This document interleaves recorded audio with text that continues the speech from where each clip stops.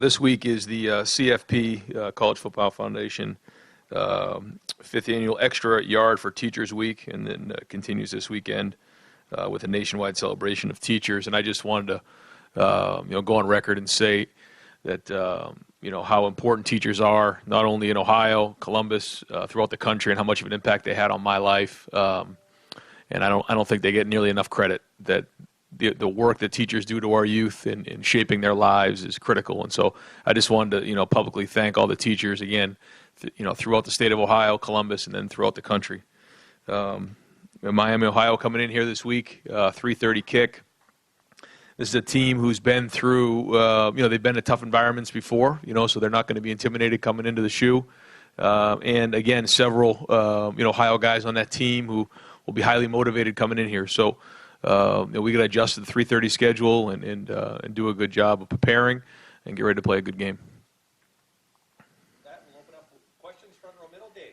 Ryan, I was rewatching the game, and Indiana's defensive coaches told the Fox broadcasting crew, Gus Johnson and Joel Klatt, that they wanted to attack the right side of your offensive line. What do you make of those comments, and did you notice that during the game they were trying to attack the right side of your offensive line? I didn't. I think Brandon Bowen and Wyatt Davis are two of the better linemen in the country. And so it's not something really even noticed all that much during the game. I think they did bring, when we were into the boundary that side, some corner blitz a few times. But, for the most part, they were lining up in their defense and playing their defense. But, I think anytime, there's somebody in there who's untested, like Brandon, hasn't really played a bunch of tackle, then they want to find out what you're made of and why it's getting more and more film out there for people to look at, but I think they're answering the test. Front row left, Mitch. Hey, Ryan. After starting the season the way you did, how difficult is it to keep your guys on task and keep pushing them to get better? I mean, they played so well against, obviously, overmatched opponents. Yeah, I mean, we played well, but we didn't play great. We played hard, we played tough, but we have so many things to clean up. And when you watch the film, it's actually really frustrating to watch. There's so many things we could be cleaning up there. So, the coaches are working at it. We started that on Sunday and making sure we started addressing some of those issues. But it was the same thing when we started a couple weeks ago. And it was all about, don't worry about what people are saying. I don't know how much respect we had throughout the country coming into the season. But we said ignore the noise. Well, it's the same thing now. Just because we won a couple of games hasn't changed anything for us. And so we need to stay focused on right now. And we do have some momentum going right now, but we got to keep that going. And that's incumbent upon the coaches and the leaders to make sure that we stay focused and we don't get distracted. Right behind, Bill. Ryan, when you were thinking about, I guess, maybe the framework of what you wanted your defense to look like, how much of your own successes and failures as an offensive play caller, things that worked well against you and things that didn't work well, informed those decisions? Well, I think that you watch a lot of film and you see different people play. And each week it's thousands and thousands of clips of film. And then you go into a game plan and you have different ideas and you go up on some of the best coordinators in the country, in this league and some of the leagues that I've been in. And you just try to figure out what the trends are moving forward. And, I think what we're doing right now is right where we need to be. You can see a lot of teams are kind of going down this road right now. But again, when it came down to it, you look at who you have, you look at your four down front because, we recruited well up front there, with Larry and the guys he's got. And then combine that with stopping the run, which Greg and Larry and Al and those guys doing a great job of. When you match that in with Jeff's background of zone coverage, man-to-man, zone pressures, all those different things that he has in his background, I think that gives us an edge. And that's schematic. But at the end of the day, that's not really what we're doing a great job. To me, it's that we're playing tough. We're playing hard. We're tackling well. We're running to the ball. We're playing with good emotion. Because, again, watching the film, there's so many things to clean up. And you can overcome, a bunch of that stuff with effort and with toughness. And that's what we're doing right now. But if we want to get to where we need to get, we're going to have to make sure we clean up a lot of these things. When you're watching film of opponents or you're in that room back there drawing stuff up on the whiteboard, is there any common thread among the defenses you face that give you the most trouble, or going into that week it's going to be, you're going to get a good test? Is there any commonality among those defenses? No, not really. I mean, I think everyone tries to stop the run. That's the first thing that they do when they walk into their room. They have to stop the run. And so however teams do that, whether it's pressure, whether it's putting an extra guy down in the box, whatever that might be, they're going to do that. But rarely do we see teams that just go completely off the deep end and just change what they do, because typically that doesn't go well. There's a lot of spring practices, a lot of preseason practices, where guys, are getting a lot of reps in that defense. And if you start changing that, or you start going to a blitz that you've never seen before, and all of a sudden you get looks you haven't practiced, that's when you can get hurt. So that's why you build that foundation in the spring, you build that foundation in the preseason, and you go back to it. Now, how can we change up the look that's simple for us but difficult for the defense? That's the key to coaching. Right next door, Ari. Hey, Coach, I think at the beginning of this year, with you replacing Urban Meyer and having to replace a quarterback, the national viewpoint for this program was skepticism in terms of whether or not you guys could be at the elitist of elite still.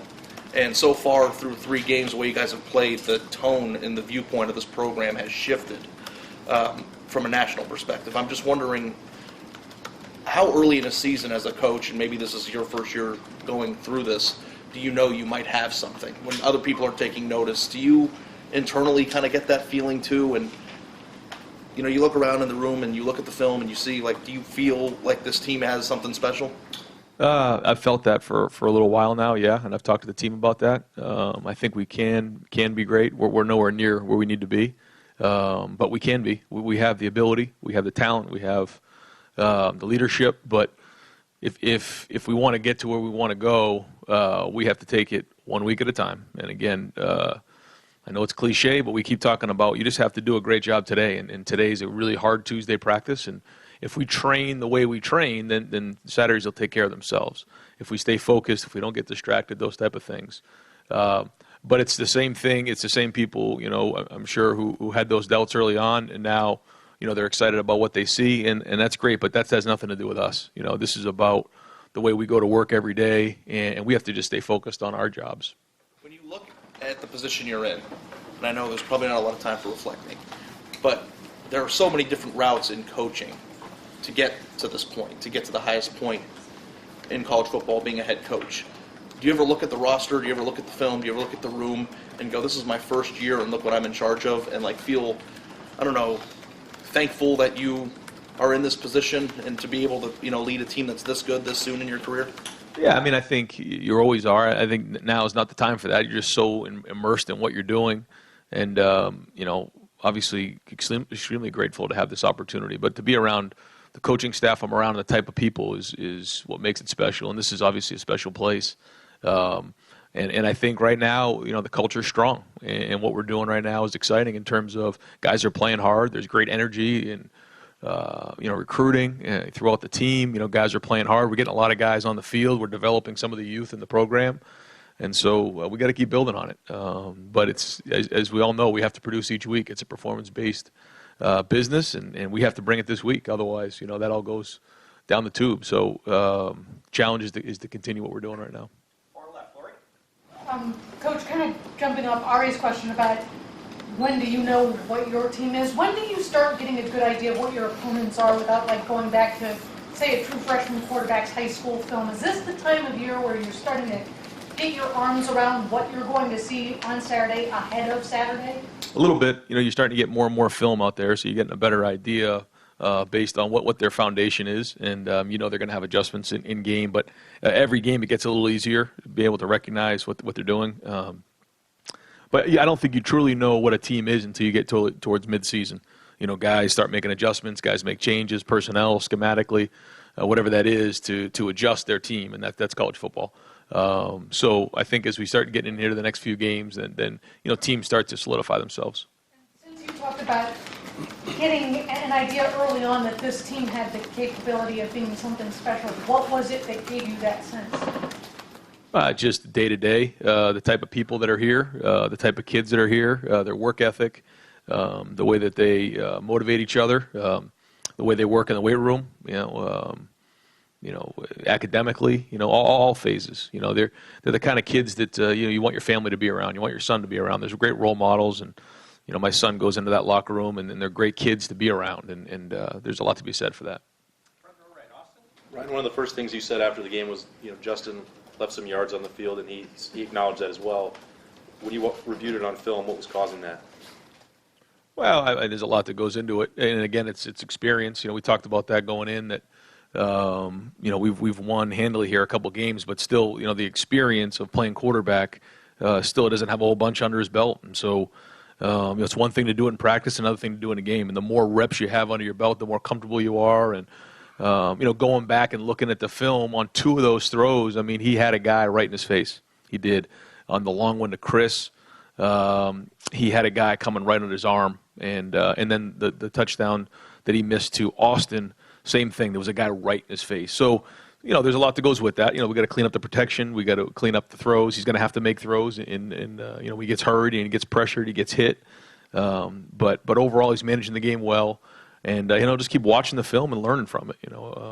So much of it is experience at quarterback. He referenced setting his feet some. If somebody's barreling down on your face, maybe that's hard. But how do you guys work on that? How do you correct that issue? Well, in practice, what we do is we typically have somebody who's there, so it's not just you're out in open space. It's very, very different for a quarterback, like when he's on 7-on-7 coming up in high school or even in practice when there's nobody around you and you're throwing a football.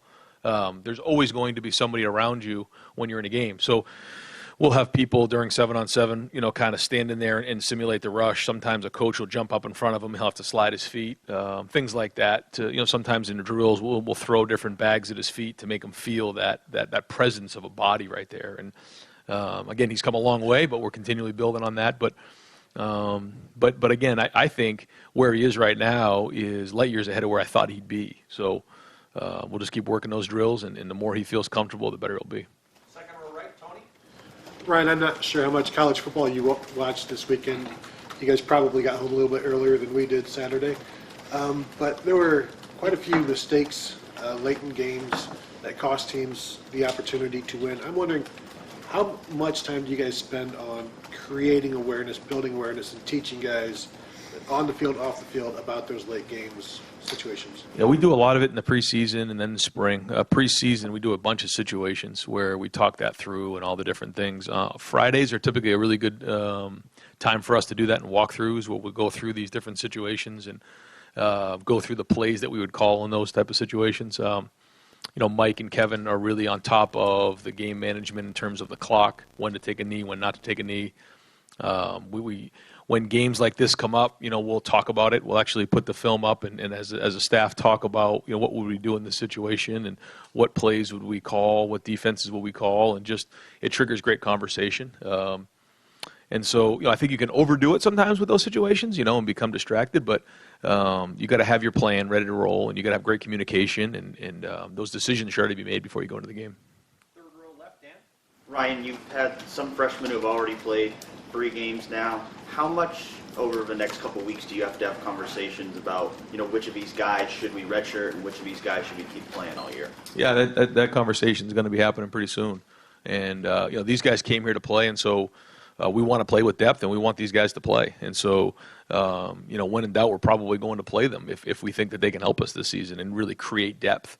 If we think it's a situation where, we're already 3 deep at one position, he's probably not going to get on the field other than, maybe at the end of a game, then we probably won't. We'll try to be really smart about that. We wouldn't want to burn anybody's red shirt, but at the same time, the more experience they get this year, the better they'll be next year. What's kind of your philosophy on that? I know Urban Meyer's philosophy was we really don't redshirt unless we have to. Kind of what's your philosophy on, whether a guy should redshirt, whether that's beneficial for them? Yeah, I think that when you say we're going to redshirt this person, they almost start to lose hope a little bit. Like, okay, I guess I'm not playing this year, and so we don't like to do that. However, with this new 4-game rule, it allows the opportunity to get these guys in the field to figure out, can they help us this year? And if they can't, we want to play them. If they can't, then usually, typically, we'll kind of hold off and wait until it's an emergency situation or we need them at that point in the game. But we certainly would not tell somebody at this point of the year, hey, you're redshirting for the year. We just don't know. Here are the games you played. If we put you back in a game, it's because you can really help us win a game or 2 or 3. And then we'll kind of just make the decisions as they come up. Front row middle, Joey? You touched on Brandon Bowen at the top. For a guy coming off injuries, you seem pretty pleased with his performance. Is he maybe ahead of schedule where you expected he would be? Well, I don't know. I don't know about ahead of schedule in terms of that. I mean, he's fully cleared and he's 100%. So, you know, it's not like we were expecting him to take longer to get going. You know, he came off his injury. He had his surgery last year, and he's 100%. But I will say that he is practicing, you know, at high level. I think he's playing strong. And as we start getting, you know, into, you know, tougher games and the season wears on and his body, you know, starts to get worn down a little bit, that's going to be the big challenge for Brandon, and see if he can withstand the whole season and stay healthy and take care of his body. But so far, so good. And any more clarity as far as the backup quarterback spot? Chris Jugnoff's come in first. Yeah, not really. I mean, the more Gunner is here, the more he can learn the offense, then the more he can, you know, show what he can do. It's hard during preparation. You know, the bye week's a little bit better time for that. We can't really, you know, let those guys compete. And they kind of split reps with the twos because we're trying to get the starter ready. But the more that Gunner can learn the offense and feel comfortable with the terminology, the reads, the progressions, the protections, the better off he'll be. So no change right now, but he's learning more and more. Front row left, Nathan? You mentioned Justin being light years beyond where you thought he would be. You meant that just mechanically, and what needed to be fixed there? Nothing needed to be fixed. It's just, again, when somebody, you know, with that little experience comes into a situation like playing quarterback at Ohio State, you know, there's just a lot of things that go on. There's a lot of things that, you know, he needs to handle, and so far he's handled them. But, you know, he's going to quickly learn here is that, you know, at Ohio State, you know, the more you win, the more the stakes get higher and higher, and you know, the more is expected. So that all comes with it. But he's got a good head and his shoulders. I think he handles it well. He's got good poise, and he and Mike got to get in that room and just keep working on getting better. Somebody, one of the receivers had mentioned preseason that they thought he had a better arm than Haskins. Is there a part of him that still is just learning how to use that arm strength the best way? You know, the right touch, that sort of thing. It's hard to compare. I mean, arm strength is like saying, you know, who hits the longest drive. You know, it's not really something that's that important. I mean, if somebody has significant, you know, arm strength issues, that becomes a problem. But for the most part, it's how quick can the ball get out, how accurate can you be, can you anticipate, can you throw with touch, those type of things. And Justin has as strong as arm as he needs. And now it's just, again, seeing the reads. And the more comfortable you are with your feet, and the more comfortable you are with your reads, your progressions, protections, all those things, and just seeing the coverage, the better off he's going to be. Front row right, Bill? Yeah, you kind of took my question. You knew Justin was very talented. Is there something that there's just no way you could have known that he has pleasantly surprised you or alternately concerned you? No, not really. No, I mean, I think when you look at the way he approaches his work, you know, he handles it like a pro in terms of knowing when he steps on the field. You know, he can take a meeting to a field. That's important for a quarterback. There's a lot of guys who are talented out there, but when you need to take, you know, 20 reps to run a play, that's not good. You know, we throw a lot of offense at him. I mean, we're doing a lot of things on offense right now, and you know, whether it's, you know, the spread stuff or the 12 stuff or under center or shotgun. I mean, I would say right now we're probably doing more stuff now overall than we've ever done, just in terms of, you know, variety. And so for him to be able to handle all that is strong. And you're playing a team this week that their coach even said on their conference call that if we were playing a recess game, you'd have the first 85 picks. I know that guarding against complacency is a major thing here. How do you do that this week? Well, I think you just get on the film and you've started off with, you know, what corrections need to be made, not only by your unit, but also by, you know, just personally. What do you need to work on this week to get better? And then nothing can change, you know, whether it's game 3, game 7, game 8, you know, human nature tells you to cut corners, tells you to change things, easy to get distracted, a lot of people in your ear. None of that stuff can change. You know, we have good momentum right now. We have to keep that going, and we can't get distracted. And once that happens, then you set yourself up for failure. So that'll be the focus this week. It's not going to be manufactured. We're not just going to make that up, but we're just going to hold them accountable like we always have. And, you know, that doesn't change from when we were in the spring to when we were doing preseason workouts. Every day has to be consistent. And, you know, so far we've done that, but it's something we have to stay on them definitely about. Front row left, Doug? Is there anything about Justin's natural throwing motion that would give him a tendency to throw high if he's not careful? No, not really. I mean, most most guys, when you look at them coming out of high school, if they overstride, then they have a tendency to sail the ball. Dwayne was the same way. JT was the same way when we first got here. Justin is no different. If you overstride, typically your elbow drops. And so, that's why we have the hula hoops out there, and that's just something, but that's with any quarterback. And so, we have baseball nets and different things we have to drill that. But again, he's not unique in that situation.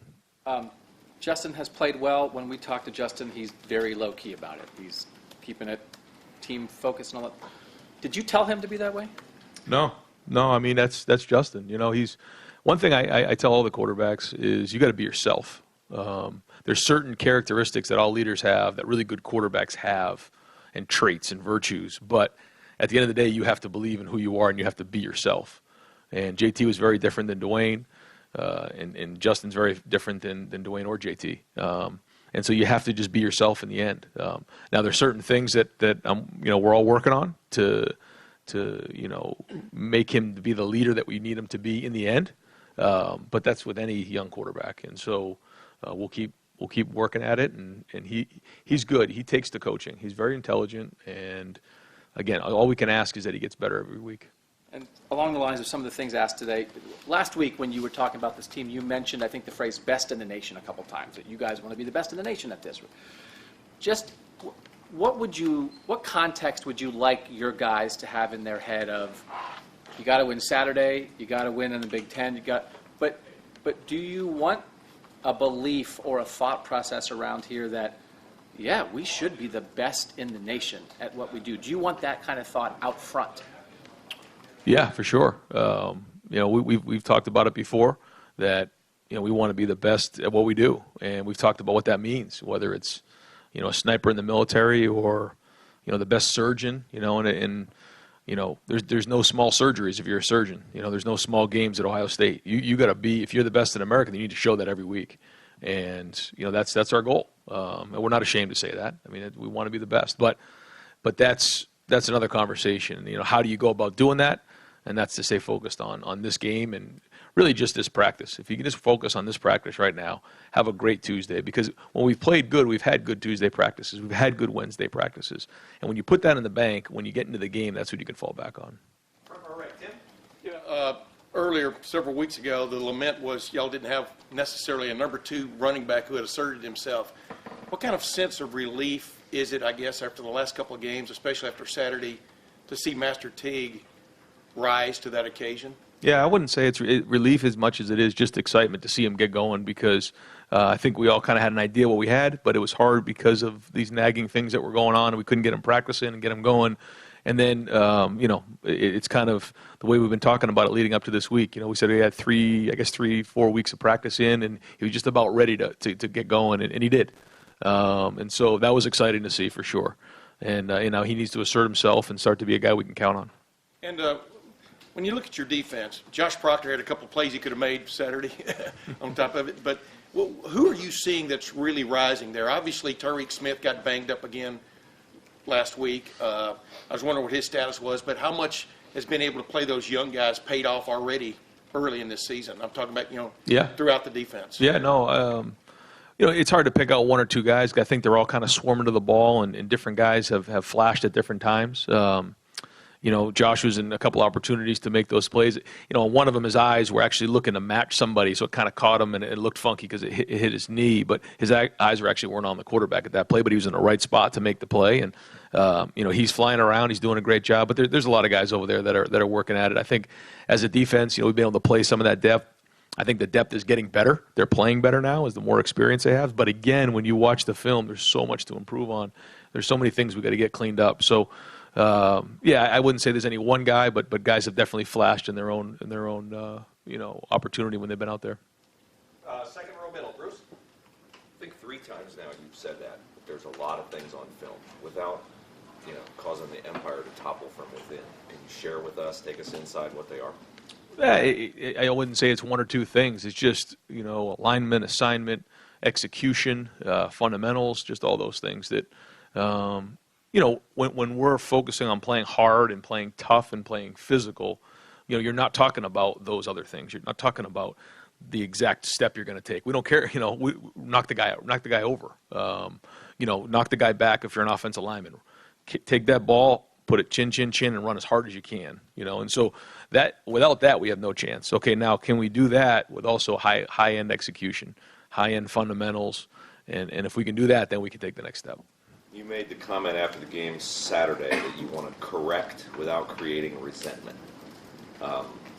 Safe to say that's not been a concern of football coaches down through the ages. Maybe some of the ones who coached here, like Woody, Bo, Michigan and others. Like, I wonder where that mindset comes from you. Is that from a leadership thing? Well, it's funny you say that because I actually talked to a bunch of people about Woody Hayes, and he actually, from what the stories I've heard, is that he didn't create resentment. That he was really hard, but he didn't create resentment, and the players loved him. And I think that's really important. Is a great coach can make corrections, show someone where they need to improve, but then don't belittle them or make them feel like they're inferior because they made a mistake. If they're going really, really hard, here's how you become great, and that's really, really important. And with young kids, we have to keep them focused as well. That's part of this.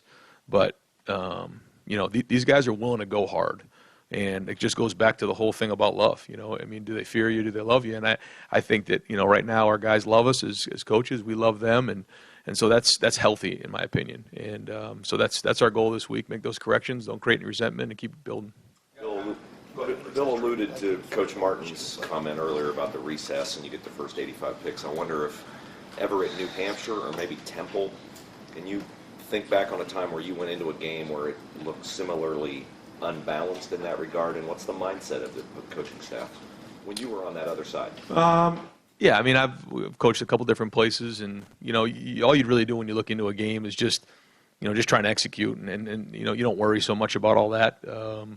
I've been in that role before, but that has nothing to do with your team, your execution, your motivation, things like that. It's an opportunity, and every week's an opportunity, and so you look at it that way. And again, it ends up going back to your training. So as hard as you practice, as hard as you work, that's what you're going to come back to in the end, and how hard you prepare. And some of our guys on Friday night before the game, they're up in their room when I'm doing bed check, and they're going through their tips, they're going through their film, they're going through all those stuff to get themselves prepared. And as long as we're really challenging our guys to make sure they're doing that in preparation, physically, mentally, emotionally, and then playing on the field takes care of itself. We got time for two more. Fourth row, left center, Patrick.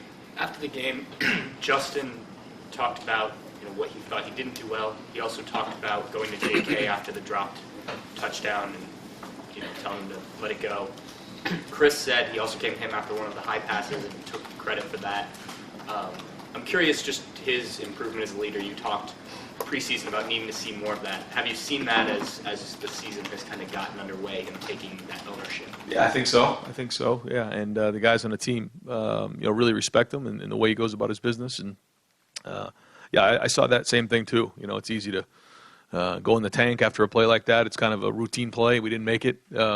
And as frustrating as that is, we need to move on and play the next play. And that's a credit to all the guys, is that there's no reason to look back on it and start to struggle in terms of moving forward. You got to move on to the next play.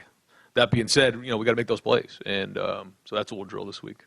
And far right over here, Clay. In hockey, they have the Gordie Howe hat trick and a goal assist in a fight. Do you think Chris Olave could start kind of like the daily double, TD catch, and a block punt? Is it what he's doing starting to become, I don't know, legend? Well, he certainly the last 6 games he's had his production's been off the charts, but that's the way he practices. And when you go back through and watch the film of the last few weeks, he's practicing that way. And this is a guy who's highly productive for a reason, because that's the way he works. He knows what he's doing when he's out there. He takes his job very serious, and he practices really, really hard. And anytime you practice really, really well, you gain the confidence of the guys around you. And, like on that punt block, I think everybody on that team believed he would block the punt if everybody did their job. So Taraja Mitchell goes through and knocks the shield back. Austin Mack pours it into the right shield, and that whole thing collapsed down. And without those two guys, that would have happened.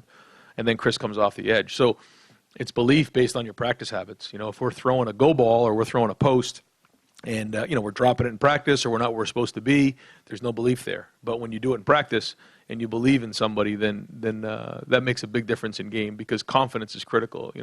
Especially when it's time to execute on the game field. So.